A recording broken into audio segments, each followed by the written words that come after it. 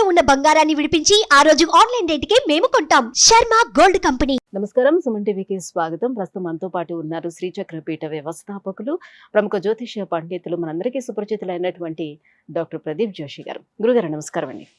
శ్రీమాత్రే గురుగారు, అక్షయ తృతీయ అనగానే అందరికీ గుర్తొచ్చేది మంచిగా బంగారం. ఆ రోజు బంగారం కొనుక్కోవాలి, లక్ష్మీదేవి అనుగ్రహం కోసం లక్ష్మీ పూజను కూడా చేసుకుంటూ ఉంటారు. అయితే అక్షయ తృతీయ యొక్క వైశిష్ట్యం ఏంటో తెలియజేస్తారా? శ్రీ గురుభ్యో నమః. శ్రీమాత్రే నమః. సిద్ధలక్ష్మీర్ మోక్షలక్ష్మీ జయలక్ష్మీ సరస్వతి శ్రీలక్ష్మీర్ వరలక్ష్మీ చ ప్రసన్న మమ సర్వదా. శ్రీమాత్రే. లక్ష్మీదేవి యొక్క గొప్పతనం ఏంటో మనం ఎవరికి ప్రత్యేకంగా చెప్పాల్సిన అవసరం లేదు. చిన్న పిల్లాడి దగ్గర నుంచి అందరికీ తెలుసు. లక్ష్మీదేవి అంటే ఏంటి అంటే డబ్బులు. అందరికీ తెలిసింది లక్ష్మీదేవి అంటే cinnamon for the money. Money అంటే లక్ష్మీదేవి, లక్ష్మీదేవి అంటే మనీ. ఇది అందరికీ తెలిసిన విషయం. మరి అక్షయ తృతీయకి లక్ష్మీదేవికి సంబంధం ఏంటిది అసలు చాలా మందికి తెలియదు. అక్షయ తృతీయ రోజు బంగారం కొనుక్కోవాలి అని అంటారు. ఇది ఎక్కడ కూడా ఏ పురాణంలో కూడా లేదు. కానీ ఇది ఎలా వచ్చింది మరి అందరికీ? మరి పురాణంలో కూడా ఎవరు చెప్పారు, ఎందుకు వచ్చింది అంటే ఫస్ట్ ఒక్కటి మనం గుర్తుపెట్టుకోవాలి. అక్షయ తృతీయ అనేటువంటి పేరుని మనం డీకోడ్ చేద్దాం. అక్షయ, క్షయము అంటే ఏంటి? నాశనం అవ్వడము. క్షయనం అంటే ఏంటి? మొత్తం కొలాప్స్ అయిపోతుంది. క్షయం తగ్గుతూ ఉండడము అని అర్థం. అక్షయం, నా క్షయం అక్షయం అంటే క్షయము కానటువంటిది, అంటే ఎల్లప్పుడూ పెరిగేది, తరగనటువంటిది అక్షయం. సో దాన్ని అక్షయ తృతీయ అన్నారు. కేవలం తృతీయ అనవచ్చు కదా, అక్షయ తృతీయ అని ఎందుకు అన్నారు మరి అంటే ఇది సంవత్సరంలో వచ్చేటువంటి ఒకే ఒక్క ముహూర్తం. ఈరోజు మీరు ఏ పని చేసినా అది అక్షయం అవుతుంది. ఈ రోజు మీరు ఉద్యోగం చేశారు, ఉద్యోగంకి వెళ్ళారు, అది అక్షయం అవుతుంది. అది మంచిగా చెడా? మంచిదే కదా. అంటే మీ జీవితాంతం బానిసగానే ఉంటారు. బానిస ఉంటారా అంటే ఆలోచనను బట్టి అదే ఉంటుంది. అక్షయ తృతీయ రోజు నేను చెప్పేది ఏంటంటే ఉద్యోగం చేయకూడదు. అక్షయ తృతీయ రోజు ఏ పని చేయకూడదు. అక్షయ తృతీయ రోజు ఏం చేయాలంటే ఏ పని చేయగలిగితే అక్షయం అవుతుంది. ఎప్పటికి అక్షయము అంటే జీవితాంతము, అంటే జీవిత కాలము, జన్మ జన్మాంతర కాలానికి అక్షయమైనది ఏంటి అంటే పుణ్యం. ఏం సంపాదించుకోవాలి? పుణ్యం సంపాదించాలి. ఈ అక్షయ తృతీయ రోజున చేసిన దానము, ధర్మము, శుభము ఇవి ఎప్పటికి ఉంటాయంటే జన్మ జన్మాలకు కూడా ఉంటుంది అని చెప్పి పద్మపురాణంలో చెప్పారు. అందుకే ఈ యొక్క సంవత్సరం మొత్తం మీద ఏ రోజును కూడా అక్షయంగా చెప్పలే. ఈ ఒక్క రోజును మాత్రమే అక్షయ తృతీయ అన్నారు. అక్షయం అని ఎందుకు అన్నారు అంటే దీనికోసం. ఈ రోజే పరశురాముల వారు అవతరించినటువంటి పుణ్యదినం. అంటే ఆ పరశురాముడు భూలోకానికి దిగివచ్చారు. దిగివచ్చి క్షత్రియ కులాన్ని మొత్తం కూడా నాశనం చేసి మళ్ళీ భూమి మీద ధర్మ సంస్థాపన చేయడం అనేది జరిగింది. అంటే బలమున్నవాడిది జీవితం కాదు, బలమున్నవాడి శాసించేవాడు. అప్పటి వరకు క్షత్రియుడు అంటే వాడు బలమున్నవాడు, భయపెట్టి అందరినీ శాసించేవాడు. అలాంటి క్షత్రియ కులాన్ని మొత్తం కూడా సంహారం చేసి ధర్మ సంస్థాపన చేసినటువంటి పరశురాముల వారు అవతరించినటువంటి రోజు ఇదే అక్షయ తృతీయ రోజున. పరశురాముల వారు ఈ భూమండలాన్ని మొత్తము కూడా కశ్యప ప్రజాపతికి దానం చేసిన రోజు. దానం చేసి తన యొక్క గొడ్డలి పేటుతోటి కేరళ ఏదైతే ఉందో కొంకణ్ అంటారు, కొంకణ్ అంటే గొడ్డలి అని అర్థం. ఆ కేరళ ప్రాంతాన్ని మొత్తం కూడా గొడ్డలితోటి ఇలా కొట్టారు కాబట్టి ఆ ప్రదేశం మొత్తం కూడా పరశురాముడి క్షేత్రం అది. అలా భూమి మొత్తం కూడా దానం చేసిన మహాద్భుతమైన పుణ్యదినం ఇది. అందుకే ఆయన వరం ఇచ్చారు, అక్షయ తృతీయ రోజు ఎవరైతే గనక లక్ష్మీనారాయణుల యొక్క ఉపాసన చేస్తారో, అంటే మహాలక్ష్మి ఉపాసన ఎవరైతే చేస్తారో, యాగం చేస్తారో, వాళ్ళు ఈ భూమండలాన్ని ఏలినంత పుణ్యఫలం వాళ్ళకి లభిస్తుంది, వాళ్ళ పుణ్యఫలము అక్షయం అవుతుంది అని చెప్పి ఆ రోజు పరశురాముల వారు ఇచ్చినటువంటి వాక్కు ఇది. అంటే కశ్యప ప్రజాపతి పరశురాముల వారికి ఈ వాక్కు ఇచ్చారు. ఎందుకోసమంటే కశ్యప మహర్షికి ఇదే అక్షయ తృతీయ రోజున పరశురాముల వారు భూమండలాన్ని మొత్తం దానం చేశారు కాబట్టి ఇది పుణ్యము, అక్షయమైన పుణ్యము. కాబట్టి ఈ వైశాఖ శుద్ధ తృతీయ రోజు ఎవరైతే గనక, ఇప్పుడు పరశురాముల వారు ఎవరు అంటే సాక్షాత్తు శ్రీ మహావిష్ణువు యొక్క అవతారం. కాబట్టి ఆ శ్రీ మహావిష్ణువు యొక్క ధర్మపత్ని ఎవరు?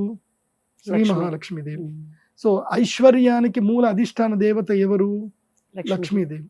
ఈ ప్రపంచంలో ఉన్నటువంటి సమస్తమైనటువంటి ఆహారమునకు, పదార్థములకు, ధాతువులకి, సిరి సంపదలకు అన్నిటికీ కూడా అధిష్టాన దేవత లక్ష్మీదేవి. లక్ష్మీదేవి లేకపోతే ఇంకేది లేదు. మనం బతుకుతున్నాము అంటే కారణం లక్ష్మీదేవి. అందుకే ప్రకృతి అని అంటారు ఆమెని. ఆమె కోపం వస్తే దాన్నే వికృతి అంటారు. అందుకే లక్ష్మీ సహస్రనామంలోకి వెళ్తే ప్రకృత్యై నమః, వికృత్యై నమః, శ్రీయై నమః, మహాలక్ష్మీ నమః, సౌభాగ్యాయై నమః అని అమ్మవారికి అన్ని పేర్లు చెప్తారు. మీరు ఎప్పుడైనా గుర్తుపెట్టుకోండి, సనాతన ధర్మంలో పేర్లు చెప్పారంటే ఊరికే పేర్లు చెప్పలే, వాళ్ళ యొక్క శక్తి అది. దాన్ని డీకోడ్ చేసి తెలుసుకోవాలి. ఆ అమ్మవారు ప్రకృతి. ప్రకృతిలో మీకు ఒకటి గుర్తుపెట్టుకోండి, ఐశ్వర్యం అంటే చాలా మంది బంగారం అనుకుంటారు. ఇప్పుడు ఉదాహరణకి ఒక ఐలాండ్లో మనం ఉన్నాం, లేదంటే ఇప్పుడు కోవిడే వచ్చింది అనుకుందాం. కోవిడ్ లాంటిది భయంకర రోగం వచ్చింది. మీ ఇంట్లో ఒక 100 టన్నుల బంగారం ఉంది, 100 టన్నుల బంగారం ఉంది. ప్రభుత్వం మొత్తం ప్రజలందరూ చనిపోతూ ఉన్నారు, బయటికి వెళ్తే రోగం వస్తే చచ్చిపోతున్నారు. మీ ఇంట్లో 100 టన్నుల బంగారం ఉంది. నీ ఫ్రెండ్ ఉన్నారు, ఆమె దగ్గర 100 ఎకరాల భూమి ఉంది, కానీ 100 టన్నుల బంగారం లేదు. ఇప్పుడు ఎవరు గొప్ప చెప్పు? మీరు గొప్ప, మీ ఫ్రెండ్ గొప్ప? 100 టన్నులు వీళ్ళ దగ్గర బంగారం ఉంది, ఆయన 100 ఏం టన్నుల చేసుకోవడానికి బంగారం లేదు ఉంది. కదా. 100 టన్నుల బంగారం వాల్యూ లేదు. ఇంకా జనాలు చచ్చిపోతున్నారు అక్కడ, బయటకు పోతే చచ్చిపోతారు. ఎకరాలు ఉన్నా కూడా చేసుకోవడానికి ఏం లేదు కదా. చేసుకోవాలి కదా. అప్పుడు పంటలు పండించుకుంటారు, బతుకుతారు. బంగారం తిని బతుకుతాం మనం? బతకలేము.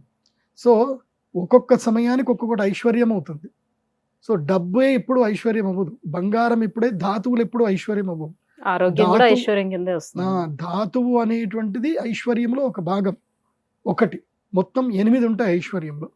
ఒకటి ధాతువు అంటే బంగారము, రెండవది వెండి, మూడవది ఆహారము, నాలుగవది ధాన్యము, ధాన్య సంపదలు ఏవైతే ఉన్నాయో అది, తర్వాత భూమి, తర్వాత ప్రియమైనటువంటి భార్య లేదా భర్త, లేదా ఇంకోటి ఏంటి సంతానము, ఆరోగ్యకరమైనటువంటి కుటుంబము, సంతానం, తర్వాత నమ్మకం కలిగినటువంటి పనివాళ్ళు. ఇవన్నీ కలిస్తేనే అష్టైశ్వర్యం అంటారు. కేవలం డబ్బు ఒకటి మాత్రం కుదరదు. కాకపోతే కలియుగములో ధనము పైన, బంగారం పైన కలి ప్రభావం ఉంటుంది కాబట్టి, బంగారంలో కలి ఉంటాడు కాబట్టి కలియుగములో బంగారానికి చాలా విలువ ఉంటుంది. అదే మనం పూర్వకాలం ద్వాపరయుగంకి వెళ్ళామనుకోండి, బంగారంకి విలువ లేదు, మనుషులకు విలువ, ప్రేమలకు విలువ, కానీ బంగారంకి విలువ లేదు. ద్వాపరయుగంలో భూమికి విలువ, కానీ కలియుగంలో బంగారానికి విలువ, తర్వాత భూమికి విలువ. కలియుగంలో బంగారాన్ని, భూమిని ప్రేమించినంత మనుషులు కూడా ప్రేమించుకోరు. ఇది కలియుగ ధర్మం. కాబట్టి ఈ యుగ ధర్మ ప్రకారము మనిషికి రావాల్సిన అరిష్టాలు ఏవి రావద్దు, పుణ్యఫలం అనేటువంటిది ప్రతి జన్మకి ఉండిపోవాలి అని అంటే అక్షయ తృతీయ రోజున పుణ్యకార్యం చేయాలి. ఏ పని చేయకూడదు. దేవాలయంలో సేవ చేయాలి, లేదా యజ్ఞ యాగాదులు చేయాలి, దాన ధర్మాలు చేయాలి, అన్నదానం చేయాలి, ఇలాంటివి పూజలు చేయాలి. అందుకే అక్షయ తృతీయ రోజున మేము శ్రీ మహాలక్ష్మి యాగం చేయాలని సంకల్పం చేశాం. ఈ మహాలక్ష్మి యాగం చాలా గొప్పది, కమలాత్మికా తంత్రం అంటారు. అందుకే లక్ష్మీదేవి లేకపోతే ఏది లేదు. లక్ష్మీ అనుగ్రహం ఉందనుకోండి అన్నీ వచ్చేస్తాయి. లక్ష్మి వచ్చిందనుకోండి సరస్వతి వస్తుంది, కాళీ కూడా వస్తుంది. సో లక్ష్మి రావాలి, ఆ లక్ష్మీ అనుగ్రహం కలగాలి అని అంటే అక్షయ తృతీయ రోజున శ్రీ మహాలక్ష్మి యాగం చేసుకోవాలి. విశేషంగా ఈ సంవత్సరానికి ఉన్న గొప్పతనం ఏంటంటే, ఈ సంవత్సరం ఒక గొప్ప ముహూర్తం వచ్చింది. ఏమిటంటే ఈ సంవత్సరం అక్షయ తృతీయ శుక్రవారం వచ్చింది. అది కాకుండా గురుగ్రహము అక్షయ తృతీయ ఎప్పుడు మారుతున్నాడు. అంటే సంధికాలంలో అక్షయ తృతీయ ఎప్పుడు గురుగ్రహం మారుతున్నాడు.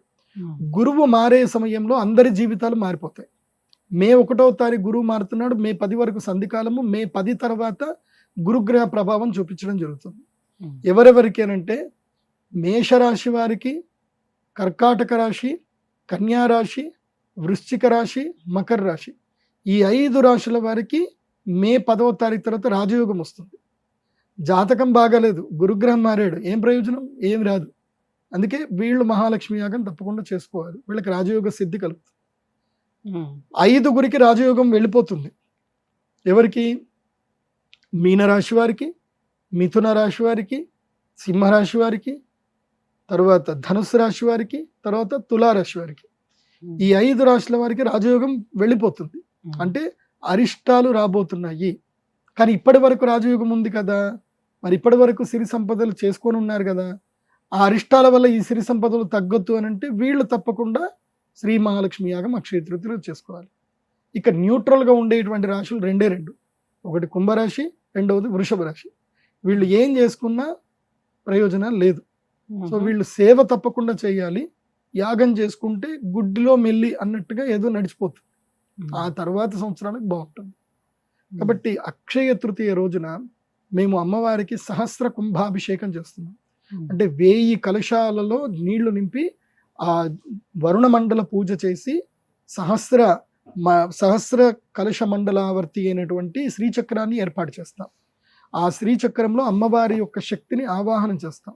అలా ఆవాహనం చేసినటువంటి ఆ శక్తి జలముతో అమ్మవారికి అభిషేకం చేస్తాం. ఆ తర్వాత మీరు కావాలంటే ఎవరైనా రండి, మీ కెమెరాలో కూడా బంధించుకోండి. ఆ సమయంలో ముందు రోజు అంటే అక్షయ తృతీయ రోజున ఉదయం 9 గంటలకి అమ్మవారిని ఫోటో తీసుకోండి. అక్షయ తృతీయ రోజున అభిషేకం అయిపోయిన తర్వాత అమ్మవారి ఫోటో తీసుకోండి. ఇలా 1000 రెట్ల కాంతి కళ అద్భుతంగా కనిపిస్తుంది అమ్మవారి ముఖంలో. కాబట్టి అంత అద్భుతమైనటువంటి శక్తి సంపన్నమైనటువంటి రోజు అక్షయ తృతీయ. కాబట్టి ఆ అక్షయ తృతీయ రోజు అమ్మవారికి అభిషేకం చేసిన కలశము మీ ఇంటికి తెప్పించుకొని మీ సంకల్పం చేసుకోవాలి. ఇప్పుడు చాలా మందికి చాలా సంకల్పాలు ఉంటాయి. కొంతమందికి ఇల్లు కట్టుకోవాలని ఉంటుంది, కొంతమంది పిల్లలకి మంచి ఉద్యోగం రావాలి, వ్యాపారం చేయాలి. ఒక్కొక్కళ్ళకి ఒక్కొక్క రకమైన సంకల్పం ఉంటుంది. మంచి సంతానం కలగాలి. ఏ సంకల్పం చేయాలన్నా ఇంట్లో కలశం పెట్టాలి. ఆ కలశం ఎక్కడి నుంచి రావాలి అని అంటే వరప్రసాదంగా అమ్మవారి దగ్గర నుంచి రావాలి. అంగట్లో వెళ్ళి కొనుక్కుంటే అది కలశం, అది వరప్రసాదంగా రాదు, కేవలం ఒక ధాతువులాగా వస్తుందంటే. అదే అమ్మవారికి అభిషేకం చేసిన కలశం మీ ఇంటికి వస్తే అది వరప్రసాదంగా ఆ కలశం మీకు అక్కడ ఉంటుంది. అంటే అమ్మవారి యొక్క చేతి నుంచి మీకు ఇచ్చినట్టుగా ఉంటుంది. అలా అమ్మ చేతి నుంచి ఇచ్చిన కలశం మీ ఇంట్లో పెట్టుకొని సంకల్పం చేసుకొని ఆ కలశ పూజ చేయండి. ఇప్పుడు వరమహాలక్ష్మి వ్రతం చేస్తాం, అప్పుడు అందరం ఏం చేస్తాం, కలశానికి చక్కగా అమ్మవారి మూం పెట్టి చీర కట్టి పూజ చేస్తాం. అది ఏ కలశము అంటే ఇదే కలశానికి చేయాలి. మళ్ళీ ధనత్రయోదశి వస్తుంది, నవరాత్రులు కలశం పెట్టాలి సంకల్పానికి. ఇంట్లో ఏ పూజ చేసినా పెట్టవలసింది సంకల్ప కలశం పెట్టాలి. ఆ కలశము అక్షయ తృతీయ రోజున అమ్మవారి దగ్గర నుంచి తీసుకుంటే అది మీకు అక్షయం అవుతుంది, అది గుర్తుపెట్టుకోండి. కాబట్టి ఈ అక్షయ తృతీయ రోజున మనం ఏ పని చేయాలి అనంటే, ఏ పని వల్ల మనకి జన్మాంతరములుగా ఐశ్వర్య సిద్ధి కలుగుతుందో ఆ పని చేయాలి. జన్మాంతరాలుగా వచ్చేది ఏంటి? కేవలం పుణ్యఫలం మాత్రమే. కాబట్టి ఈ అక్షయ తృతీయ రోజున జపము, తపస్సు, పూజ, అర్చన, హోమము, దానము ఇవి మాత్రమే చేయాలి. వేరే ఏ పని చేయకూడదు. అక్షయ తృతీయ ఈజ్ హాలిడే, వాస్తవంగా హాలిడే.